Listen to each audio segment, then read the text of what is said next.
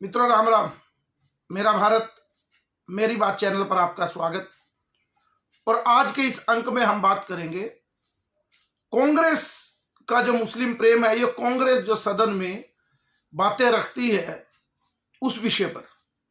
पहली बात तो जब वक्फ बोर्ड बिल अमेंडमेंट बिल था जो वो लोकसभा में पेश हुआ तो उसमें इतनी हिम्मत नहीं हुई राहुल गांधी की, क्योंकि वो विपक्ष के नेता है, तो उनकी ताकत नहीं हुई कि इस बिल पर खुलकर वो अपनी बात खुलकर के अपनी बात ही रख पाए। या तो उनमें कोई समझ नहीं है इस विषय की, और मेरा तो मानना कि समझ है ही नहीं। लेकिन इसके पीछे एक रणनीति भी हो सकती है कि वो पूरी तरह से ऐसा नहीं दिखाना चाहते कि मैं पूरी तरह हिंदुओं का विरोधी हूं। दिखाना है तो वो सही। और उन्होंने क्या किया कि जो उपनेता हैं तरुण गोगोई, गौरव गोगोई, तरुण गोगोई के बेटे हैं, उपनेता है कांग्रेस के, उनको इस भाषण की शुरुआत करवाई। और राज्यसभा में भी उनके एक साथी इमरान प्रतापगढ़ी बोले, उस पर भी बात करेंगे। कहने का अभिप्राय कि राहुल गांधी में यह ताकत ही नहीं आई, जो सबसे बड़ा मुद्दा मुसलमानों की बात कर रहे थे, कि उस विषय पे कोई तथ्य के साथ बात करें। बहुत से विषय हैं जहां पर तथ्य होते हैं, वहां भी राहुल गांधी नहीं रख सकते। और इसका तो तथ्य एक ही था कि यह मुसलमानों पर अत्याचार है और ये संविधान के खिलाफ है। इसके अलावा किसी भी सांसद ने जो इस बिल के खिलाफ था नहीं कहा। वैसे मेरा तो मानना है कि जब ये बिल आया तो दोनों में अपने आप कॉन्फिडेंस अपने आप में ही था। नरेंद्र मोदी इस देश में नहीं थे उस समय, वो थाईलैंड की यात्रा में थे, तो उनको कॉन्फिडेंस था कि मेरी टीम, मेरे सेनापति इस काम को बखूबी कर लेंगे। और वो आराम से बाहर अपना रामलीला देख रहे थे, उसका आनंद ले रहे थे, और देश में वो बिल पास हो गया। और मुझे लगता है कि राहुल गांधी भी संसद में थोड़ी देर आए, फिर रात को वोट डालने आए, वो भी पूरी तरह, और प्रियंका गांधी भी नहीं आई, वो भी पूरी तरह उसमें थे, तसल्ली बख्श स्थिति में, कि ये बिल तो पास होना ही, हम इसमें कुछ नहीं बिगाड़ सकते। तो दोनों तरफ स्थितियां क्लियर थी। लेकिन कांग्रेस को तो साबित करना है कि हम मुसलमानों के सबसे बड़े ठेकेदार हैं। तरुण गोगोई ने जब, वो बार बार नाम आता है तरुण, गौरव गोगोई ने जब ये विषय रखा तो उन्होंने शुरुआत में ये कहा ये असंवैधानिक है। और एक बात और उन्होंने कही, ये संघीय ढांचे के खिलाफ है। हमें समझ में नहीं आई इसमें संघीय ढांचे का क्या मामला है। संघीय मतलब स्टेट और केंद्र की लड़ाई, यानी जो संघ बना है हमारा अलग अलग प्रांतों का, उससे एक देश बना जो, तो उसके संघीय ढांचा जो है वो गड़बड़ा गया, कुछ समझ में नहीं आई। असंवैधानिक कांग्रेस कोर्ट में भी चली गई है, और सिर्फ एक बार दिखाने के लिए, क्योंकि वो तो धारा 370 में और कई जगहों कई मामलों में कोर्ट में जाती रहती है, लेकिन उसका कोई ज्यादा असर नहीं पड़ता। मेरा कहने का अभिप्राय कि जब उन्होंने, गौरव गोगोई ने यह भाषण शुरू किया तो ये विषय रखा, और धीरे धीरे आते रहे संविधान की धाराएं। कुछ समझ नहीं आ रहा था वो बोलना कहना क्या चाह रहे हैं, क्योंकि वो कह रहे थे कि संविधान में नहीं, यानी बिल में अमेंडमेंट होना अच्छी बात है, वो तारीफ भी कर रहे थे, साथ साथ होना चाहिए, सुधार होने चाहिए, फिर वो इसका विरोध करें। लेकिन जो कांग्रेस है वो अपना मुस्लिम प्रेम, चाहे देश का कुछ हो जाए, वो छिपाए बिना नहीं रह सकती। और ऐसा इतना मुस्लिम प्रेम दिखाएगी कि इस देश में हिंदुओं ने तो कुछ किया ही नहीं, या तो अंग्रेजों ने कुछ किया है या मुसलमानों ने ही सब कुछ किया है। और तो और हमें ये पढ़ाया गया, क्या पढ़ाते हैं हम, कि सब्जियों के बारे में, ये मुगल मशरूम है, ये कहते थे कि हलवा भी ये मुगलों की देन है। घी वहां पे, क्योंकि कहाँ पैदा होता है, गाय से, गाय भैंस से, वो वहां होती नहीं, दूध वहां होता नहीं जहां से इस्लाम आया है, और हलवा उनका है। कुछ समझ नहीं आएगी, इनकी बिल्कुल बातें अलग प्रकार की होंगी। कहने का मतलब एक प्रेम उन्होंने लास्ट में, अंतिम जब वो फ्लो में आए तो उन्होंने दिखाया कि इस देश पर मुसलमानों का कितना उपकार है। तथ्य उनके पास होते नहीं, लेकिन फिर भी उन्होंने कहा। एक बात उन्होंने कही कि इन मुसलमानों ने 1857 की क्रांति में अंग्रेजों के खिलाफ लड़ाई लड़ी, तब से लेकर तब अंतिम समय तक वो भारत छोड़ आंदोलन के जो मुखिया थे उसके साथ लगे, और 1930 की दांडी यात्रा, उसमें गांधी जी के साथ मुसलमानों ने सहयोग किया। यानी मुसलमानों ने इस देश के ऊपर इतना उपकार किया। और वो कहते कहते एक बार उन्होंने कहा कि 1926 में जब जिन्ना टू नेशन थ्योरी की बात कर रहे थे, अलग राष्ट्र की बात कर रहे थे, फिर उन्होंने 1924 का, आप देखना बड़े गौर से क्योंकि तथ्य नहीं होते तो ये गलतियां होंगी, फिर उन्होंने कहा कि 1924 में जब जिन्ना ने अलग राष्ट्र की बात की तो भारत के मुसलमानों ने उसका विरोध किया। ये वो मुसलमान कौम है कि दो राष्ट्र का विरोध किया और भारत का साथ देने का फैसला किया। आज आप उनको नीचा दिखाना चाहते हैं। पहली बात तो 1926 और 1924 की बात ही नहीं, 1930 में सबसे पहले द्विराष्ट्र थ्योरी का निर्माण किसने किया? रहमत अली। 1930 में रहमत अली ने यह लेकर आए कि हमें मुसलमान, हम इनके साथ, हिंदुओं के साथ नहीं रह सकते, इसलिए हमें 3 राष्ट्र और मुसलमानों के चाहिए। एक बंगिस्तान जो आज का बांग्लादेश है, एक उस्मानिस्तान हैदराबाद जिसके निजाम थे, जिनको आपको ध्यान होगा सरदार वल्लभ भाई पटेल ने उसको खाली करवाया, और एक पाकिस्तान। यानी ये 3 देश भी हमें चाहिए। उनकी ये थ्योरी थी और वो 1924 1926 जिन्ना को जोड़कर कह रहे थे। जिन्ना ने, मुस्लिम लीग ने ये काम किया और अलग पाकिस्तान बनाया, और उन्होंने इतने उपकार गिनाए मुसलमानों के इस देश पे, लेकिन वो भूल गए नोआखली के दंगों को।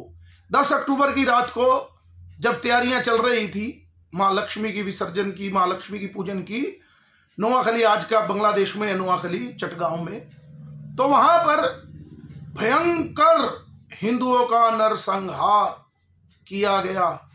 5000 तो सरकारी आंकड़े हैं कि 5000 हिंदुओं का नरसंहार कर दिया उस समय, और 1.5 से 2 लाख लोग विस्थापित हो गए। लेकिन इसकी चर्चा गौरव गोगोई ने अपने भाषण में नहीं की, लेकिन उनको तो यह दिखाना था कि मुसलमानों का इस देश पर एहसान कितना है। उन्होंने 1920 का जो खिलाफत आंदोलन था, जो मोपला में केरल में हुआ, उसके बारे में कोई जिक्र नहीं किया। आपको ध्यान ही होगा, मैंने एक वीडियो भी बनाया था पूरा इसके ऊपर, जो खिलाफत आंदोलन, खलीफा को वहां तुर्की में खलीफा की वो थी, और उसको स्थापित करने के लिए भारत में आंदोलन हुआ, जबकि वो 1924 में तुर्की की ही जो संसद थी, उन्होंने खलीफा के जो पद था उसको ही खत्म कर दिया। लेकिन भारत में उसको लेकर दंगे हुए और केरल के मोपला में हिंदुओं का नरसंहार हुआ। हमें, क्योंकि गांधी जी ने उस आंदोलन का समर्थन कर दिया।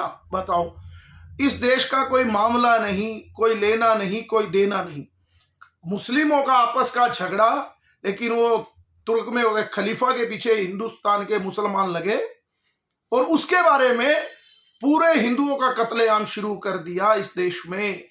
बताओ क्या लेना देना था हिंदुओं का, लेकिन वो नरसंहार किया। जब देश का बंटवारा हुआ तो कहते हैं कि आज तक की त्रासदी, क्योंकि हमारे परिवार भी वहां से लुटकर आए, आज तक की सबसे बड़ी त्रासदी, लगभग 10 लाख से ऊपर हिंदुओं का नरसंहार इन मुसलमानों ने किया।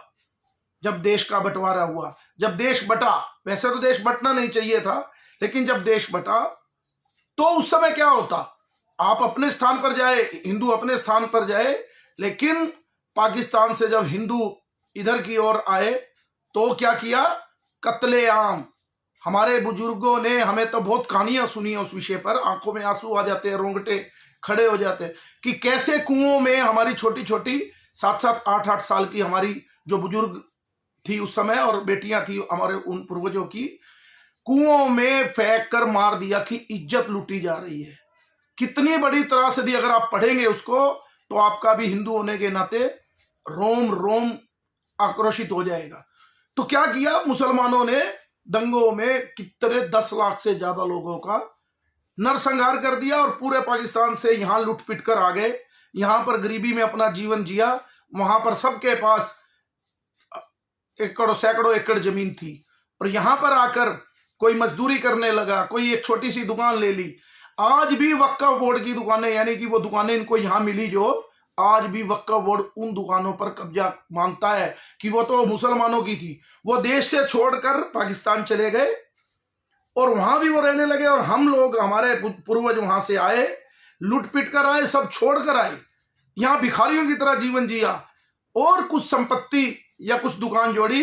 तो आज उन दुकानों में, मैं पूरे भारत की बात कर रहा हूं और खासतौर पे हरियाणा, पंजाब, दिल्ली की तो आपको पता ही होगा, बहुत सी आज भी घर, और क्या कहते हैं, वक्फ बोर्ड का। कहाँ रहते हो? कौन सी दुकान है? वक्फ बोर्ड की दुकान है। कोई कागज नहीं, कोई कुछ नहीं, जो वक्फ बोर्ड की बात करते हैं। तो आज भी वो दुकानें, मकान वक्फ बोर्ड के नाम है। लेकिन कांग्रेस का जो मुस्लिम प्रेम है, उसने, अब सुनना उनका भाषण गौरव गोगोई का, बार बार ये कहा कि आप उनको 2 नंबर का नागरिक बनाना चाहते हो, जिन्होंने इस देश के लिए जिया है। वेरी गुड, बड़ा अच्छा काम कर रहे थे। एक इमरान प्रतापगढ़ी राज्यसभा में बोल रहे थे, उनके सांसद, वो पहले क्या कहते थे कि अतीक अहमद के गुण गाते थे बहुत ज्यादा, कि अतीक अहमद ऐसा बंदा है कि ये तो भगवान रूपी। आप उनकी कविताएं सुनना, कभी यूट्यूब पे भी होंगी शायद, कि अतीक अहमद, जिसको योगी ने धूल धूसरित कर दिया, उसके गीत गा रहे। एक दिन वो औरंगजेब की दरगाह पर जाके, जिसका बड़ा आजकल झगड़ा भी चल रहा था, वहां पर जाके फातिया पढ़ रहे हैं वहां। ऐसे इमरान प्रतापगढ़ी को राहुल गांधी सांसद में बुलवाते हैं, राज्यसभा में भेजते हैं। और जब राहुल गांधी संसद में आए तो आप देखना, उनके आजू बाजू 2 लोग थे, एक तरफ इमरान प्रतापगढ़ी और दूसरी तरफ बोटी बोटी मोदी की काट दूंगा वाले इमरान मसूद। यानी इस प्रकार की घटिया सोच, मुस्लिम प्रेम कांग्रेस के रग रग में बसा हुआ है। लेकिन राज्यसभा में एक घटना घटी, अंतिम बात में बताता हूं कि दिग्विजय सिंह को जब सुधांशु जी बोल रहे थे, तो दिग्विजय सिंह ने उनको टोका कि मैंने कभी नहीं कहा। सुधांशु जी ने एक बात कही कि कुछ लोग तो मुंबई हमलों के लिए भी संघ को और उसको जिम्मेवार ठहरा रहे थे, जो इस संसद के सदस्य हैं। तो उसी समय खड़े हुए दिग्विजय, मैंने तो कभी नहीं कहा चोर की दाढ़ी में तिनका। तो उन्होंने कहा कि मैंने तो आपका नाम ही नहीं लिया। लेकिन उसी समय अमित शाह जी, जो कि अपने आप में एक हाजिर जवाब नेता है, वो 1 सेकंड की उनके अंदर, क्योंकि मुझे लगता है कि उन्होंने गिर गाय का दूध पिया है, तो बुद्धि बड़ी कुशाग्र है ही उनकी। तो उन्होंने उसी समय टोका कि ठीक है दिग्विजय सिंह जी, अगर आपने अब भी मौका है, सुधार लीजिए। आप यहां संसद में कहिए कि जो मुंबई हमले हुए उसमें संघ का हाथ नहीं था, जबकि उन्होंने उस पुस्तक का विमोचन किया। तो उन्होंने कहा हाँ, मैंने तो कभी कहा ही नहीं। यानी अमित शाह जी ने उनसे संसद के पटल पर कहलवा लिया कि जो मुंबई हमले हुए थे उसमें संघ का कोई हाथ नहीं। फिर आप इतना प्रचार क्यों कर रहे थे कि ये दंगे संघ ने करवाए हैं? यानी कि कांग्रेस की जो मानसिकता इस प्रकार की है, वो कितनी खोखली हो चुकी है। फिर वो कहते हैं कि ईवीएम हैक हो गई, क्योंकि उनको पता है कि मुसलमान, क्योंकि सब झगड़ा मुस्लिम वोटों का है और हिंदुओं की जाति को तोड़ना है। लेकिन लगता है कि बीजेपी ने भी, अब इस विषय पे भी चर्चा करेंगे, कि बीजेपी ने भी अब कांटे से कांटा निकालने वाला काम अब शुरू कर दिया है। बात करेंगे मुस्लिम जो एकता मंच है बना हुआ, उसका इसमें कितना रोल है, कभी चर्चा करेंगे। लेकिन आज का विषय यही था कि कांग्रेस ये साबित करती है कि इस देश की विरासत में हिंदुओं का कोई योगदान नहीं, केवल और केवल किसका योगदान है? मुसलमानों का। आप भाषण सुनिए और खुद फैसला करिए कि कांग्रेस इस देश को किस रास्ते पर ले जाना चाहती है। आज के अंक में इतना ही। मेरे इस चैनल को लाइक कीजिए, सब्सक्राइब कीजिए और ज्यादा से ज्यादा शेयर कीजिए। भारत माता की जय, वंदे मातरम, जय श्री राम।